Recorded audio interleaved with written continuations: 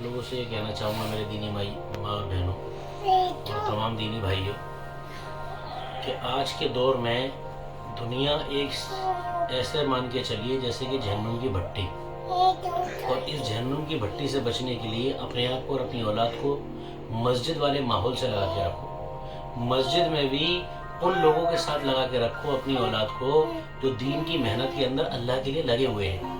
अगर खुद आप और अपनी औलाद को मस्जिद में उस दीनी माहौल से नहीं लगा के रखोगे तो औलाद नाफरमान हो जाएगी, ना तो फिर मस्जिद को नमाजी मिलेंगे, ना माँ बाप को फरमाबरदार औलाद मिलेगी। इसलिए मैं आपकी तमाम उम्मत मुस्लिमा की नस्लों की फ़िक्र को लेते हुए बात कहना चाहूँगा कि अपनी औलाद की तरबियत के लिए अपनी औलाद को जनाब मुस्तफ़ा मोहम्मद सल्लल्लाहु अलैहि वसल्लम की दीन की मुबारक मेहनत के साथ जोड़ करके रखें। इसकी फ़िक्र को लेकर के अपनी ज़िंदगी को जिए।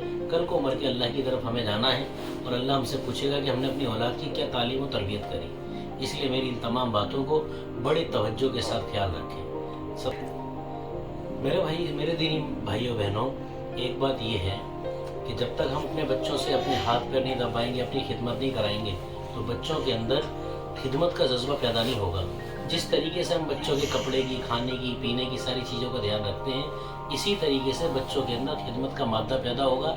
जब बच्चों से हम खिदमत लेंगे, बच्चों की आदत बनाएंगे। इसलिए बहुत ज़रूरी है कि बच्चों के मादे के अंदर इस चीज़ को पैदा करें कि बच्चे खिदमत करने वाले बन जाएं। इसका बेहतरीन तरतीब इसकी ये है कि बच्चों से अपने आधे घंटे माँ बाप खूब खिदमत कराएं ताकि बच्चों के मिजाज में वो चीज़ आ जाए।